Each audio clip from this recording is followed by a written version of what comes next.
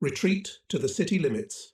January 22nd, 24, 1943. January 22. Marek's task was to establish immediate communication with us as soon as we arrived at our new positions. I and my comrades headed back, tormented by many troubled thoughts. I cared little for the few weapons and ammunition we had left. The only thing on my mind was, how would we physically be able to carry it all? Our stomachs were empty, and the biting cold was constantly chilling us to the bone at even the slightest breeze. It was already dark when Lieutenant Augst and Field Feeble Kupal, the platoon commanders, came to see me. I told them about the situation. Gentlemen, the situation is lousy. The resistance of our comrades on the southern and western fronts of the cauldron has been broken. Units are being pulled back into the city in hasty groups. Now there are northern and southern cauldrons in the city. Tonight our division is going to retreat behind Gorodishche to the western edge of the city. We are to operate in the rear guard, and then early in the morning in 2 stages to withdraw to our assigned positions. Hauptmann Kraus showed me these positions on the map. Look here, on my map. They are here, where the Mokraya Mechetka River flows into the Orlovka River. The front line here is almost at right angles and runs first from west to east and then from north to south. Thus, we are to withdraw in an easterly direction to the northwestern outskirts of the city. Do we have any comrades who can no longer move unaided? No? Good. And encourage the men so we don't have any stragglers. The soldiers will march in pairs, as we did the last time. Whoever falls behind, we won't pick him up and he'll freeze to death. The head of the column will move at a pace that everyone can manage. Herr Augst, you will stay at the rear of the column. I'll go ahead and make sure we don't go off the road. Any questions? Oh yes, the withdrawal will begin at 0600 hours, so that before dawn we can cover a sufficient distance to prevent the enemy from following us. So see you tomorrow. January 23. At last the night passed. At 6 o'clock the soldiers set out. They presented a spectacle that would have caused laughter if the situation had not been so serious. Barely recognizable figures huddled in the remnants of their uniforms, which gave the bare minimum of protection from the cold. My soldiers had the only machine gun left, which had formerly been in service with the heavy machine gun company of our former battalion. The machine gun's machine tool was damaged, and we left it in its old position. The second machine gun was damaged by shrapnel. Our arsenal consisted of rifles, several P.E.08 parabellum pistols, and some ammunition. In addition, we still had 10-12 pieces of hand grenades. Eggs. Slowly, so that everyone could keep up, I and the company's control section were figuring out the best route to take. It was easy to make a serious mistake when the whole surrounding landscape was covered with deep snow. We didn't make any rest stops until I concluded that the enemy could no longer observe us. It was still calm, thank God. It was some time, however, until Lieutenant Augst came up with the stragglers. It was difficult to recognize our own comrades. We had to get up close and exchange a few phrases to make sure we were talking to them. Helmets and helmets were pulled so deep over the head that only the eyes were visible. As these brave executive soldiers stretched indifferently in the snow, recovering their breath, I said a few words to them. I told them that we would stop more often, but only for a short time, so that the sweat of the body would not have time to freeze. And so we wandered further east into the city, a rearguard that could be called anything but that. Nevertheless, we had accomplished our task. We reached the heights when it was already getting dusk. From about 8 kilometers to the outskirts of the city, we managed to walk about 4 kilometers in a straight line. We were all completely exhausted. 3 old shelters were discovered in the hillside. It must have once been occupied by a rear unit or communications personnel. We didn't know that. The shelters were covered with snow and a layer of ice on the inside. I decided that this is where we would spend the night. Some of the soldiers were ready to literally collapse from fatigue. I assigned 2 soldiers to guard. The sentries were arranged in 4 half shifts. They were to go from dugout to dugout. Augst, Kupal and I also divided the night among ourselves into shifts. Everyone huddled together like sardines in a jar and warmed each other with the little warmth our bodies provided. Soon the fresh snow covered our tracks, and I let the sentries take cover. More than anyone else, I realized that all our destinies were in God's hands. I was ready to accept patiently what was in store for me. Jan. 24. It was light outside. Someone at the entrance had pulled back the tarpaulin that provided some protection from the cold outside. It was snowing. Overnight we had been snowed in enough. Today, January 24th, the sky was clear and cloudless again. We dug ourselves out of the snowdrift and began to keep eastward again.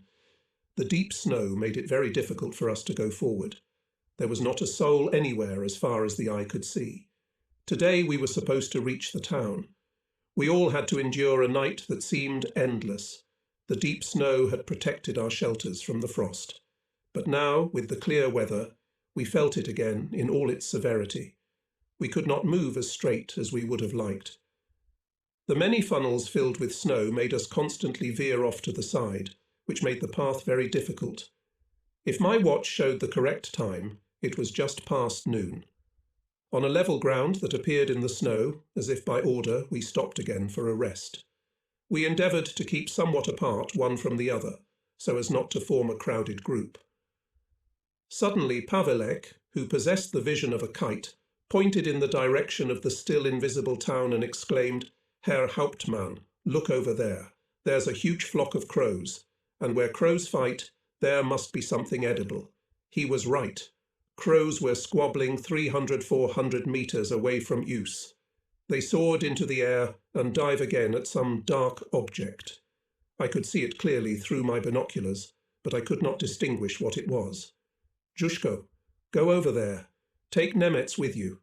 Let's see if your assumption holds up." They both waded through the snow. The hope of finding something edible drove them forward. They both came back after about half an hour. The walk was worth it. They found a ruined container, one of the ones we had been dropped from the air with more than 30 loaves of bread in it. Some of the loaves had been pecked by crows, but we were not angry with them for that, for otherwise nothing would have attracted Pavelek's attention. I thought of the other comrades in Kraus's group, and then of the order from the army command that the dumped containers were to be given away. I kept 10 loaves and divided them among the soldiers. The rest were collected by Dittner and 2 soldiers. They were to take them to the Kraus group's CP and then stay there and wait for our arrival at the new positions. After that, Marek would bring them to us. The bread was so frozen that even the most thoughtless could not bite into it. We put pieces of bread in our pants to thaw and warm it there. The last loaf was just being cut to pieces with a bayonet when a scream was heard. "Russians from the front!" I looked through my binoculars and decided that I must be dreaming. About 1,000 meters ahead, a black living wall was moving towards us. I looked there again to make sure I wasn't crazy. No, that's right. In a strip of a good 100 meters, several rows of Russians were advancing with bound hands, one after another, and straight in our direction. They were followed by several figures scattered across the whole width of this long line.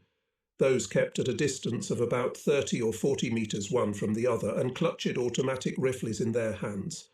Together they were at least 400 men, but it could have been 600 or even 800. I had no idea exactly. Were they convicted or released Russian prisoners?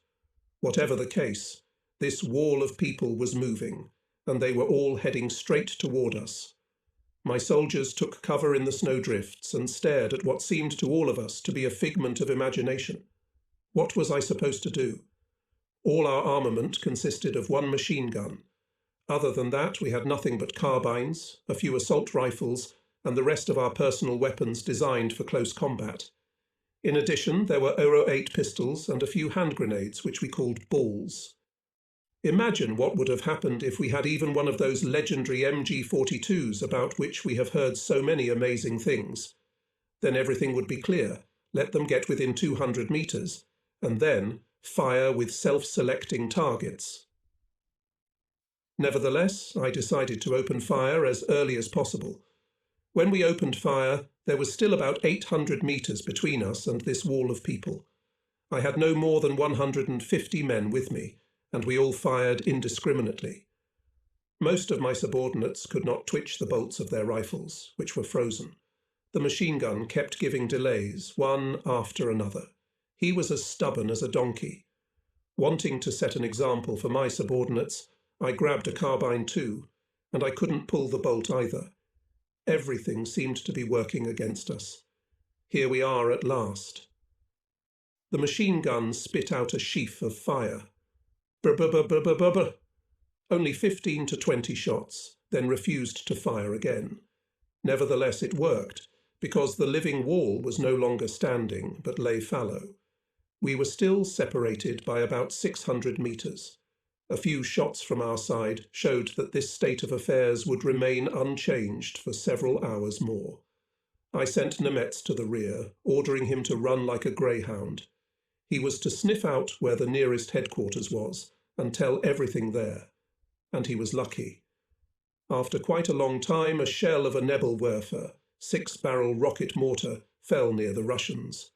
The shot was unaimed and did not harm the enemy. But as it was still light, the Russians did not move. My comrades were completely exhausted. From time to time, I approached one or the other group of soldiers and urged them to watch for signs of frostbite in each other. I was able to move about unhindered, because for some reason not a single shot had yet been fired by the Russians. Some of our comrades lay down beside us on the ground and got ready to sleep. They had had too many trials. I, too, struggled to fight the irresistible urge to sleep. You boys hold out a little longer, until dark. Then we'll move on to new positions and you can get some sleep. I shook one of the ones that had fallen to the ground. He fell and never moved again. My comrades looked at me in silence. Some no longer understood what I was saying. Some had white spots clearly visible on their faces. When they noticed it, they took a handful of snow and rubbed it on the spot. Finally, it got dark. I gave the order to move on. Someone's figure was being pushed aside. The soldier could only mumble, "Leave me alone. Let me sleep. For God's sake, you'll freeze and I can't carry you. Pull yourself together. I'm tired. Let me sleep." We moved forward.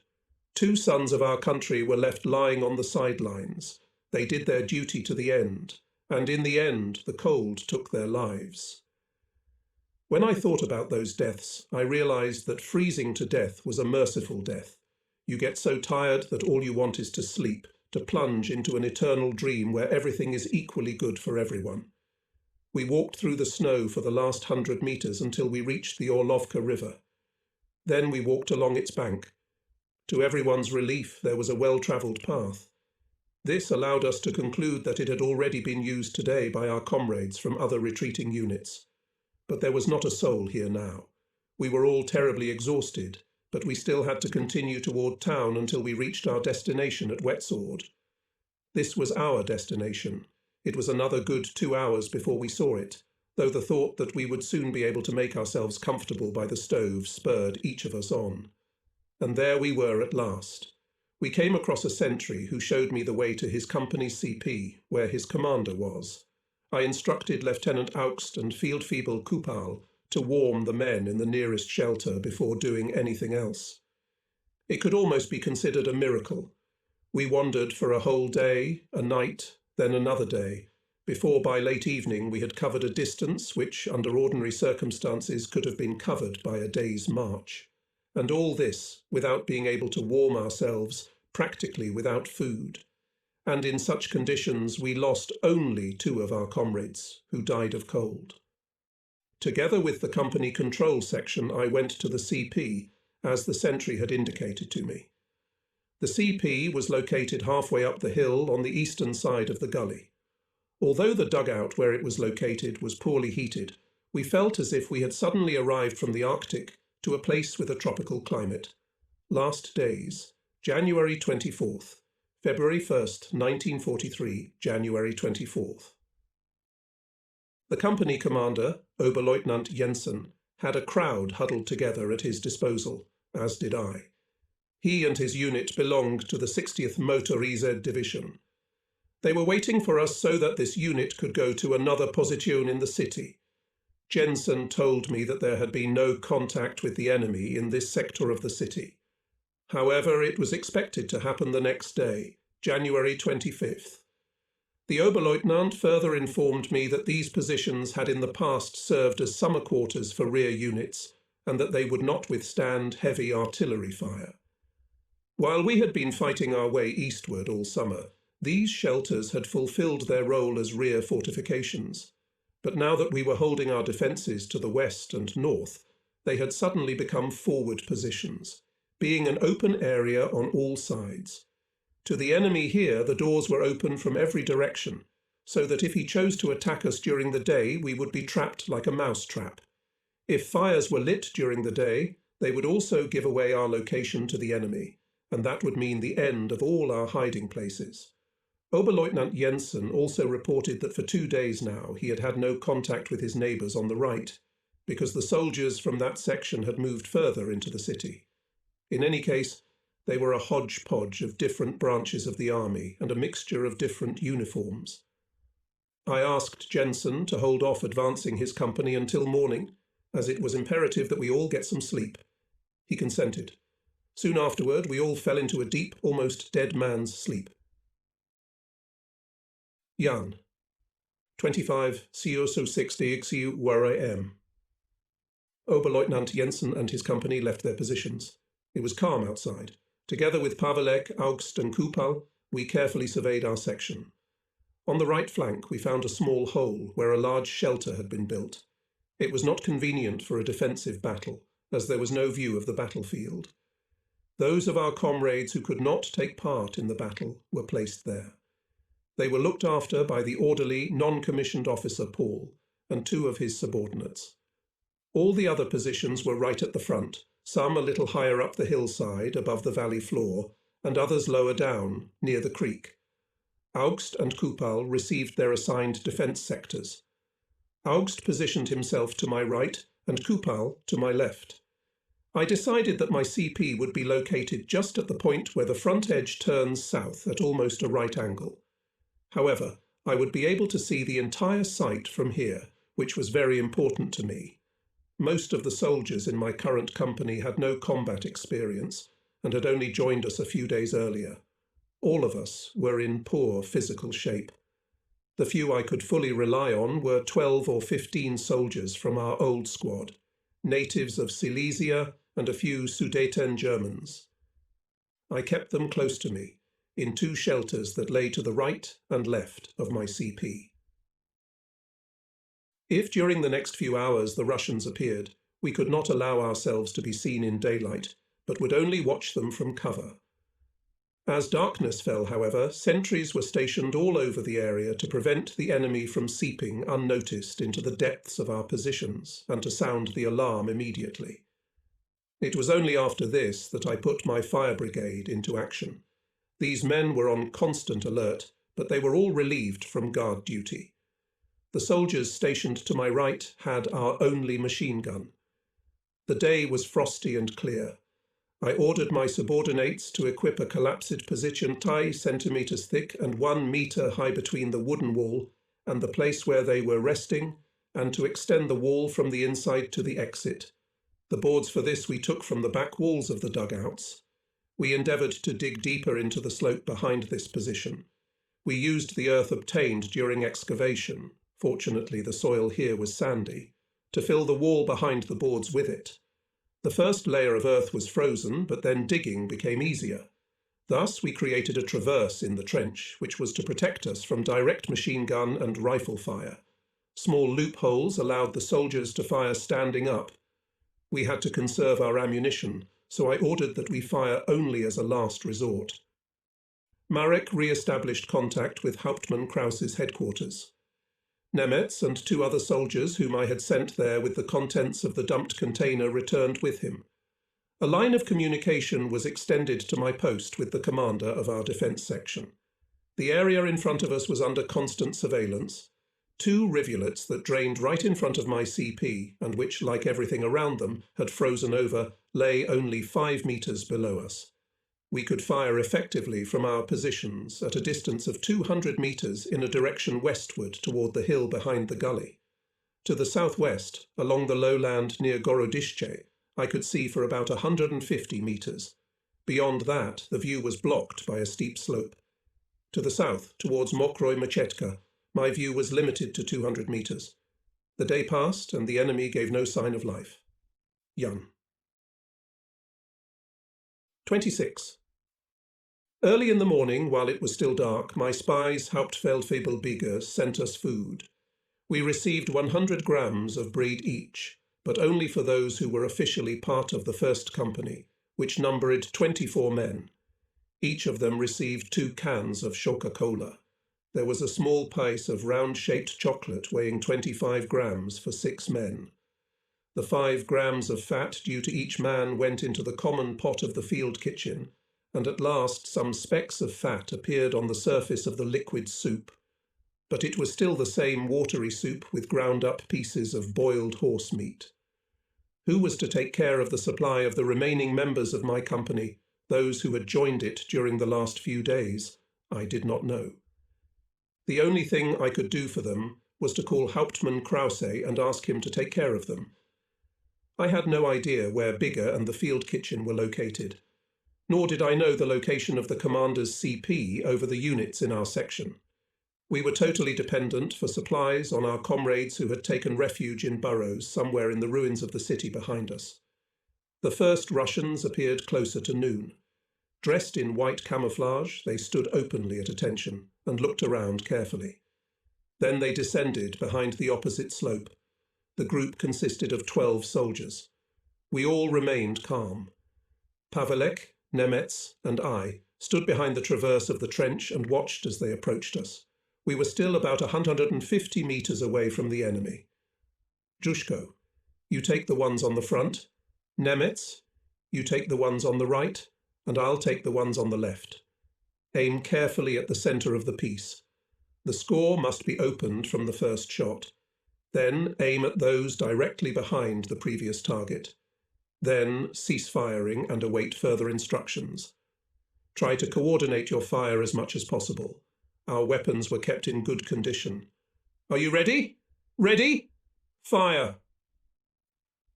3 rifle shots shattered the silence of our hiding place. 3 soldiers who had pulled ahead of the others in the group approaching us were hit and ducked into the snow. The others immediately threw themselves to the ground, but they all made good targets on the slope ahead of us. We quickly pulled our bolts. Next! Ready? Fire! Our rifles briefly rippled again, and again we all hit the target. The remnants of the enemy group rushed back behind the hill as quickly as possible. So we were back in contact with the enemy. The enemy now knew that the Germans, as they called us, were holding defences in this area. Henceforth he would be more cautious, because we had made him realise that we were still on guard. I reported the incident by telephone. The important thing was that we only fired a few single shots, thus not revealing our positions to the enemy. I was sure that the enemy would not keep us waiting long for an answer. A few seconds later, we heard the first explosions of mines and shells. They mostly fell either a few hundred meters behind us, as was the case with artillery shells, or a little closer in the case of mortar shells. The Ivans had not yet picked up our positions. That would be bad for us. I looked carefully through my binoculars at the terrain that lay before me. It was very tiring for my eyes to constantly search in the gleaming whiteness for the enemy. Several times I mistakenly thought I had managed to spot something. Soon I shifted my gaze to our position to see if anything had changed, and then I noticed some movement. It was hard to see that figure in the snow because it was also white. This something was moving forward in the snow among the dead soldiers in jerks of a few centimeters. I lowered my binoculars and tried to see it with my naked eye, and lo and behold, I found it again. Without taking my eyes off the target, I grabbed the carbine, took point-blank range, took aim, looked away and looked through the scope again. I had to calculate my aiming point before firing. After all, I could only see the face of the enemy soldier in the snow, which stood out as a darker blur. But now it was very easy to hit him. I prepared to fire again, standing behind the traverse which had proved its usefulness when we had taken the first enemy out here. It seemed an eternity before I dared to risk a shot. Then I pulled the trigger slowly, and my bullet put an end to the movement of the dark spot ahead. There was no further sign of the enemy until nightfall. I sent sentries to the outer perimeter, who were to raise the alarm immediately if anything suspicious was discovered. Lieutenant Augst reported that on his right there was a gaping hole in the front line, unoccupied by our troops. A fire was lit in the stove, and now there was at least some warmth in the bunker at night. The platoon commanders were instructed by me to conserve wood and burn it only when necessary. Beevor again sent soup and 100 grams of bread per person. This time they sent only 1 can of Coca-Cola. We were sent communications men because the line had been damaged by artillery fire. It was just before midnight. It was snowing outside. Suddenly one of the sentries raised the alarm. "The Russians are coming!" This shout struck us like an electric shock. We grabbed our rifles and put on our helmets. Time ceased to exist for us. Right next to my position there was firing. Hand grenades were exploding. Here and there shrapnel and bullets ricocheted with a screech. The enemy had crossed the stream and was now storming the last slope. My comrades defended themselves desperately. Even the out-of-service men came into position, who also fired at the enemy. "Herr Hauptmann, look over there. They're already in our rear." A brief glance back confirmed that Pavelek was not mistaken. 6 Russians were running down the slope behind our positions. They still thought no one could see them. The last machine gun with a drum magazine was placed right at the front line and opened fire on the Russians who were bearing down on us. In one rush, I was near the machine gunners, snatched the machine gun from them and called out, "Zushko, over here!" He understood me at once, and he hefted the machine gun on his shoulders, holding it firmly by the bipods, and soon the first aiming line sounded. Rat-tat-tat-tat, and again, rat-tat-tat-ta. The enemies were falling. I saw that one of them was still running, and the rest lay dead. Now we rotated 180 degrees around our axis, and hit a line down the slope. "Come on, come on." The Ivans were clearly not expecting this. Those who could still run disappeared as suddenly as they had appeared. When I was satisfied that the danger was over, I authorized all the sentries to return to their hiding places. We had 8 men wounded and 2 killed. The wounded were taken to the medical dugout to non-commissioned officer Paul. The 2 dead were put in a small empty dugout which no one used. Pavelek, Nemetz and 2 others tried to count how many attackers lay in front of us and in our rear. They were also given the task of bringing here all the arms and ammunition of the enemy soldiers who had been killed. When they returned, Pavelek reported, 8 Russians are lying near the creek. We took their 4 automatic rifles with ammunition, 4 rifles and 6 hand grenades. As for food, they have with them only a few breadcrumbs in their duffel bags and some makorka.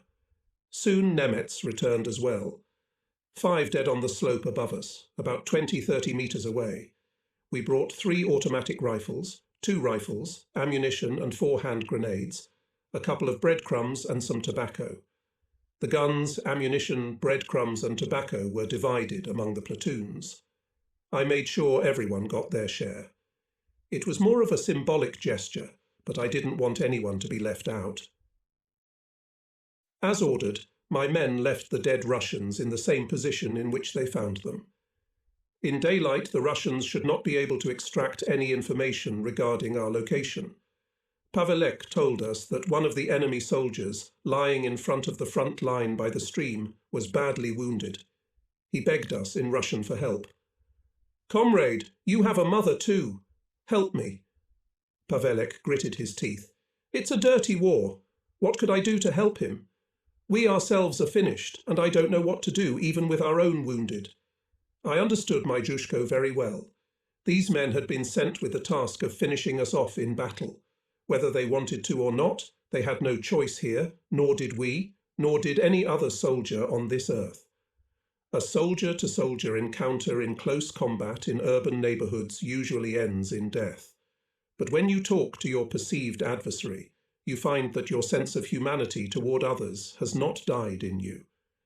Human sympathy in your soul for human creatures, pity for them.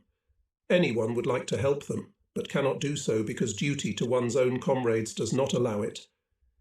I tried to imagine myself in the place of my opponents. It didn't take much imagination to realize that the bend where my CP stood was at an important mark on the terrain for the defense. The enemy had correctly determined that here was the most important point for the defenders. The 7 men he had lost, killed in recent days, indicated that those defending it had no intention of conceding it without a fight. So at night, with 2 assault groups, he tried to accomplish what he had failed to do during the day. The first group advancing along the front, diverting our attention, while the second infiltrated through the unoccupied area to the right. And this plan almost succeeded, if it had not been for Pavelek, that good fellow, who detected the enemy at the very last moment. When telephonic communication was re-established with Hauptmann Kraus's headquarters, I reported a surprise night attack and a successful battle in the defense. Jan, 27. The rest of the night passed without incident. The sentries returned to their posts after dawn. The lights were out. There was nothing to suggest that in these unsuitable shelters the German soldiers had organized defensive positions, soldiers who were thinking with heavy hearts about their future, but who were ready to defend themselves to the last. From time to time we took turns at observation posts. The concern that we might be taken by surprise kept me awake for long periods of time. I knew that my subordinates were watching me, so I could not show signs of weakness. My sense of responsibility kept me going and gave me the strength not to fall into despair. I spent most of my time with both sentry observers, looking at the terrain in front of me through binoculars. I counted the dead soldiers who had attacked us. There were 15 of them and 5 more lying on the hillside behind us, for a total of 20 bodies. Artillery and mortars again began their concert. Soon, communication by field telephone was again broken. As yesterday, we were now completely on our own. Shortly before noon, we were being targeted by anti-tank guns from Gorodishch. The shots were directed along the defensive line in the lowlands. We did not respond so as not to reveal ourselves. Suddenly the bullets intended for our CP began to hit and get stuck in the traverse of the trench. From the side of the Gorodishcha Gulka, soldiers appeared. They tried to shell us. But my soldiers knew yesterday's order, to shoot only as a last resort. 3 shots from my rifle found their targets and forced the others to turn back. The Russians could only guess where the shots came from. We were in a state of full readiness, constantly scouring the terrain with our eyes. During the day, the enemy's artillery fire was intense, but not targeted. So the enemy still didn't know exactly where we were hiding. I did not believe that our hiding place could withstand a direct hit. The best protection from shells was provided by the part of the shelter with a traverse along the front, which we had specially dug out for this purpose. As darkness fell, the sentries went to their positions. From my position, it was almost impossible to observe at longer distances because of the snow. We made fire again in our improvised stoves. When the temperature outside stays at about 30 degrees below zero, the shelters cool down quickly during the day. Since we could not come out of them, we soon became very cold ourselves. Nevertheless, these shelters were vital to us, for without them we would have been left completely defenseless and entirely at the mercy of the weather. Without our dugouts, we could no longer offer even the slightest resistance to the enemy. Today we had a day of mourning. During the shelling from anti-tank guns at noon, an Oberfreier in the shelter on my right was mortally wounded by shrapnel. He had formerly served in the 8th Company of my old regiment. Pavelek and I came to say goodbye to our brave comrade. The frost had made the body of the dead man stiff as a stone. We left him lying by the traverse in the trench. 28. I told the soldiers that I would return to them early the next day and stay all day. Then we walked through the remaining shelters, or rather dugouts. We hardly spoke at all. Each realised how serious our situation was. If only I could beg at least enough food for my exhausted comrades. They did their duty without complaint. When we returned to my CP, it turned out that our so-called rations had recently arrived there as well. This time we got a loaf and a half of bread for 23 men, half a carton of Coca-Cola, and warm broth with a few pieces of horse meat floating in it. When food would arrive for more than 100 other soldiers under my command was still unclear. Apparently the rear services had so far failed to organise the supply of all units. The quantity and quality of food for everyone was the same. In any case, we divided our meagre rations neatly. The soldiers of the platoons that had delivered the food to us left for their homes. I was about to swallow the first spoonful of broth when an Oberifreier appeared in my dugout. I recognised him at once as an old soldier of our former regiment. He looked much worse than most of my soldiers. Herr Hauptmann, I am Oberleutnant Hübner, former orderly of Oberleutnant Bogue. Do you remember me? Yeah, I remember you. What are you doing here? Herr Hauptmann, I haven't eaten anything for 5 days. How could this happen? I was wounded and went to a hospital in town, but it was hopelessly overcrowded there. I was told to look for my unit and go back there as they had nothing to feed me. I did so and asked everywhere how to get here, but nowhere could they give me anything to eat. Everywhere it was the same story. Sorry, we don't have anything to eat ourselves. And finally today I found my unit here. But we didn't have anything to eat either, Pavelek answered for me. You can't leave me to go hungry. These were the sobs of a man close to madness. I cannot forget that haggard look, that tear-stained face, that despair. I could not swallow my soup in the presence of my comrade. Here, take my soup. We really don't have anything else. You'll stay with us and go to Dittner's platoon. Hübner began to swallow the soup greedily. Oh, my God! Buddy, don't be in such a hurry. There's nothing more till tomorrow night. Try to prolong the pleasure. Pavelek warned our comrade to eat slowly and carefully. On the night of January 28, the enemy left us alone. The headquarters of our section no longer tried to restore the communication line. It was so often taken out of action by enemy shells that it was pointless to try to restore it each time. In this connection, Marek came to me for his daily report. His task now was to maintain communication between Hauptmann Krause's headquarters and myself. The communication from us to Hauptmann Krause's headquarters, as before, was to be provided by Nemetz. Before the outside sentries were called off, I went to the dugout to the right of our CP. Dittner's group was there, consisting of 5 old-timers from our company and 3 other soldiers from the former 8th Machine Gun Company, with the last MG-34 machine gun that could only be used as a handgun. All other weapons we had repaired to the best of our ability over the last few days. The weapons captured from the dead Russians were also prepared for combat. In this dugout, the ceiling was much lower than at my CP. The soldiers could not straighten up in it. The traverse along the front was not as high as it was near the CP. So my comrades dug a trench 30-50 centimetres deep right behind it to give themselves better protection from enemy fire. The machine gun was placed so that it could be fired at any moment. As yesterday, the main thing in my activity was surveillance. No one relieved the group of the duty of observation. From time to time I was replaced by Dittner.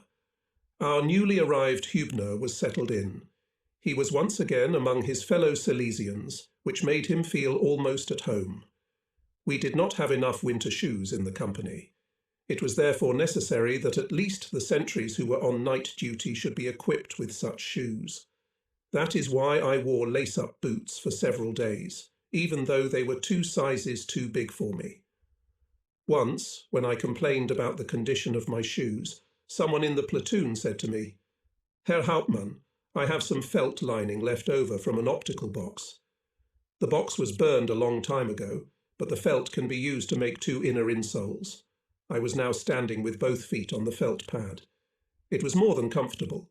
I put the newly made felt insoles in my shoes, which made them warmer. While keeping watch, I was constantly counting the dead bodies so that I could notice in time if anything changed with them. We had to assume that the enemy might resort to any of the known tricks. The observation post where I was now located provided a somewhat wider view to the left. As yesterday, I could hear the rumble of the enemy's heavy weapons. Today, for a change, our positions were being treated, as if obliquely, with machine gun fire. As always, we did not respond, and only increased our attention in observation. I only fired my rifle twice today. Our number of dead was steadily increasing. We stacked our dead comrades in the front trench in its far corner near the traverse. The small amount of heat that our stoves gave did not reach that far. There they lay, hardened, and their corpses could not be touched by decomposition. When it got dark, I returned to my CP. The food supply deteriorated day by day. The last airfield was lost to us on January 23rd. The few containers of supplies dropped by Luftwaffe planes over the city arrived irregularly, and they were far short of what was needed to provide adequate food. Naturally, this poor state of affairs did not help to boost morale. A sense of helplessness, of uncertainty about what the future would bring, fostered a defiant determination. We wanted to sell our lives as dearly as possible. The comrades who took food to their platoons almost never said anything as they walked away with measly portions. That night we got a loaf and a half of bread, a box of Shocker Cola, and liquid soup. And that was all we were given to satisfy the hunger of 23 grown men. After swallowing my small portion, I made an inspection, starting at the post on the left. There Fieldfebel Kupal reported to me that everything was in order. After that, I went to the right flank to Lieutenant Augst. He reported to me that some of the soldiers had lice. I was not surprised because we had not been out of our uniforms for a long time. Even cattle are kept in better conditions at home. On the way back, I visited the wounded and seriously ill in the medical dugout. Non-commissioned Officer Paul and his 2 assistants did what they could, but it was still too little. What I saw was a place of severe suffering. There lay 30 of our comrades, some of whom were badly wounded, others gravely ill. The air in the room was filled with the odour of pus, excrement and urine. I tried to find some words to encourage the people here. It was very difficult. Once outside, I took a deep breath of the fresh, almost icy air. If only there was something I could do to help. We were much better. We could still move and fight. Though we were on the verge of exhaustion from malnutrition, these poor men were no better fed than we were. In addition, they had to deal with physical pain, as well as all of our shared mental problems that kept piling up and piling up. We, the fighting men doing our duty, didn't have much time to think. If someone was out of action, they immediately had a lot of time to reflect. All night long there was some lively activity on the enemy's side. We could hear it all as if we were in the midst of our enemies. In the dry, frosty air, the noise travelled especially far. Now the Ivans did not even bother to keep their voices down. One could hear even scraps of conversation. We were constantly on the alert and preparing for the end. Yantiul, 29. On the morning of January 29th, our entire section of the front lay before me again. Nothing had happened during the night. Nevertheless, I felt that the end was near. Probably my comrades had the same feeling, but we did not talk about it out loud. We had a task before us, and we had to accomplish it. Marek informed me that during the last night, the enemy had attacked north and south of us with heavy weapons and tanks. Our losses there were very high, but at the cost of superhuman efforts, our last remaining comrades managed to repel the blows. No one talked about surrender. That question did not concern us. Up there, they can decide whether to do this or that, because they bear the full weight of responsibility for what is happening. My eyes were tired from long observation through binoculars. As if wanting to teach myself a lesson, I counted again. I don't remember which time, the bodies of the dead enemies around us and on the front in front of us. There were 23 of them. One single tank would have been enough to blow apart the frontier we were desperately and hopelessly defending. Instead, our opponents, wasting time, again and again sent infantry against use. They were in no hurry to take their chance. But in the long run, it was unlikely to make a difference. A handful of still fighting soldiers means nothing at this stage of the battle. The once proud and victorious army continued to hold on, but everyone felt that it was already over. The Russians allowed themselves to stall in the same way because nothing happened in my section on January 29th. We did not know how things were in other areas, especially in the southern cauldron, where our commander Paulus was. We did not know whether they continued to hold the defence there. Our rations were cut back again. 1 loaf of bread and 3/4 of a carton of Coca-Cola was sent for 23 men. Only warm broth continued to be sent in the same quantities, because there was still plenty of melted snow. But now we had to make an effort to find specks of fat and bits of horse meat in there. My soldiers did not hold a grudge against me. They went on with their duties without reproach, because they saw that I, too, was doing my best and did not stand out among them. In those last days, camaraderie was not just a word for us. We actually lived it. I think that only someone who has experienced the same or a similar situation can know the true meaning of the words comrade and comradeship. Each person showed his or her own essence. Nothing else mattered. Neither rank, nor common empty phrases, nor the slightest benefit. Only the unconditional responsibility of a particular person to those around him. Jan. 30. Today, January 30th, the Third Reich celebrates 10 years of existence. At the time it was created, I was only 14 years old, and I participated in everything with enthusiasm and sincere faith. At the age of 18, I volunteered for the infantry. I believed in the future of my people, and I still firmly believe in it. If our actions and sacrifices helped to prevent that red stream called Bolshevism from reaching Europe and its peoples, then these actions were not in vain. I hope that our people will survive this war. On this memorable day, the enemy decided to put on a special show for us. Everywhere, as far as I could hear from my CP, came the sound of boom. The most diverse calibers were aimed at one target, the northern boiler. And we weren't left out either. They must have seriously hoped to finish off the northern boiler on the day of January 30th. All I had to do was to see if my company suffered any casualties that night in this baptism of fire, to make sure we survived it. It was clear to us that the enemy had decided to lighten his work. After having talked to us, he had left as many dead bodies on the battlefield as seemed sufficient, and yet we still had some ammunition left to play our little game. As for me, I was quite sure that I would save the last bullet for myself, but the time had not yet come for that. Jan. 31 as it turned out, the enemy had failed to achieve their objective yesterday. Marek reported that casualties were high, but where there were still German soldiers, they held their positions and repulsed the attack.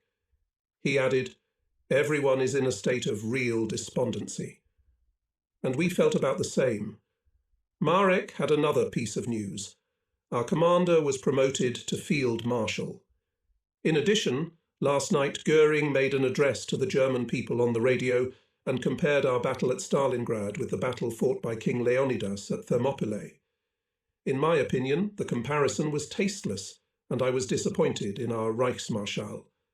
We fought as long as we could, but were already written off by our higher command. February 1. The night passed relatively quietly. As usual for the last few days, I stood at the observation post and surveyed the area as far as I could see. It felt like we'd been standing here forever. The homeland, my wife, my parents, and all the other people near and dear to me were so far away and yet so close. We have endured all these endless trials for their sake, and now we have the only choice to embark on our final journey with dignity, just as long as we don't have to wait too long. In desperate situations, there is nothing more horrible than waiting. Where can the enemy come from? From the rear? From all sides? Would he decide to starve us to death? All these thoughts crossed my mind again and again. Of course, they were stupid thoughts. Soldier, turn off your brain, click your heels. I managed to banish all my bad thoughts from my head. It was easier to bear. Once again darkness fell, and once again nothing happened in our sector. I did not know how much longer my comrades could hold out. How would I manage to divide half a loaf of bread among 23 men? And what to do with a piece of chocolate? The broth has become more like a warm drink. Lord, let it all come to an end. As I sat there, immersed in these thoughts, Marek appeared. Herr Hauptmann, I need to take you to Hauptmann Kraus immediately. This position will have to be abandoned. Nemetz, prepare to go with me. Zusko, Lieutenant Augst will take command of the company in my absence. Let's go, Marek. Marek walked straight ahead, up the slope, past my CP. I followed him. Nemetz covered the rear. Our path took us through several high rises and lowlands towards the ruins on the outskirts of the city. I memorized a few distinctive signs for myself so that I wouldn't get lost on the way back. After about 15 minutes, we came out to Hauptmann Kraus's CP. His adjutant, Letgerlach, was still with him. We shook hands, saying hello. Krause began to speak. Herr Holl, we must withdraw to a new defensive line. The 60th Motorized and 24th Panzer Divisions adjacent to us no longer exist. We must accept the fact that neither on the left nor on the right of the 16th Panzer Division is covered. You will take command of the remaining men who can still fight. Bring them up to speed. Herr Krause, what about the wounded and sick? Kraus looked at me seriously and shrugged. I was shocked. Are you saying that those who can no longer move should be abandoned? That's out of the question. Herr Krause, I ask you to send Marek immediately. Lieutenant Augst can move out of position with all our men. I'll go back to the front and stay there with the wounded. They trusted me and did their duty to the end. And now, in the last hours of their lives, we must leave them alone with the thought, we have been abandoned, left to our own fate. This is simply impossible for me. Herr Holl, I understand. Goodbye, and God bless you. We shook hands, and I walked out of the bunker. Lieutenant Gerlach came out after me. Bert, can I talk to you for just 1 second? Yes, of course, Walter. Do you think maybe we should try to break through to the southwest? No way, Walter. You heard our conversation with Kraus. I'd be a pig if I abandoned my wounded soldiers. Goodbye, Walter. I had to hurry because it was going to be dawn soon, and I wanted to be in the front line by then. Nemetz followed me. Stay here, Nemetz, and wait for Lieutenant Augst. You'll save yourself a lot of walking. Herr Hauptmann, I'll go with you. As you wish. Halfway back, we met Lieutenant Augst with soldiers from the company. I quickly told him the nature of the case. Then, accompanied by Marek, he went on his way. The soldiers went one by one in silence. In the rear were the soldiers of the company command and my remaining veterans, the ones I trusted most. Pavelek noticed that I continued walking in the direction of the old positions. Herr Hauptmann, where are you going? To the front, to stay with the wounded. Can I come with you? Me too. Me too. Whoever wants to can come with me. When we came to a shelter full of wounded, I found that 12 of the men there, including 3 medics, were still able to fend for themselves. A red flag was placed at the entrance to the dugout to let the enemy know that there were wounded and sick inside. My old positions were only 100 meters ahead.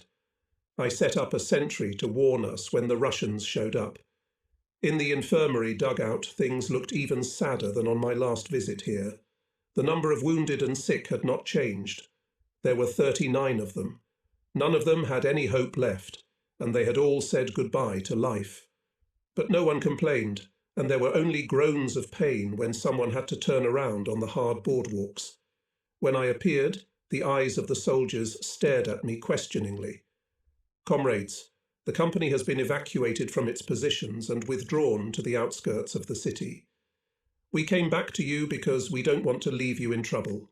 As long as we can still fight, nothing will happen to you. We can only hope for the best. You know, back home they look at Stalingrad with concern and sorrow. The hearts of our relatives are with us now. I thank you on behalf of our people. We have done our duty. Everyone was silent. Only a few people were silently crying. I sat down in the corner and waited to see what would happen next. Pavelek gave me 2 duffel bags with my belongings. Then he took a piece of meat out of his pocket. What's that? Boiled cat leg. I caught a cat in our dugout. I don't know where it came from. It was skinny as hell, but it was better than nothing. There wasn't much meat at all. I tore some off, then passed it on so that my companions could have some too. In my camouflage uniform, I was indistinguishable from my comrades. I still had 2 egg grenades and a P08 parabellum pistol. To it, I had 2 full magazines and 1 more cartridge in the barrel. That's 17 rounds.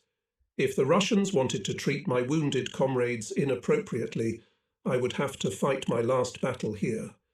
At that time, the Oberzahlmeister and Hauptmann Michaelis came into the dugout. In our former division, Michaelis commanded an artillery battery, so we waited until the last day in Stalingrad.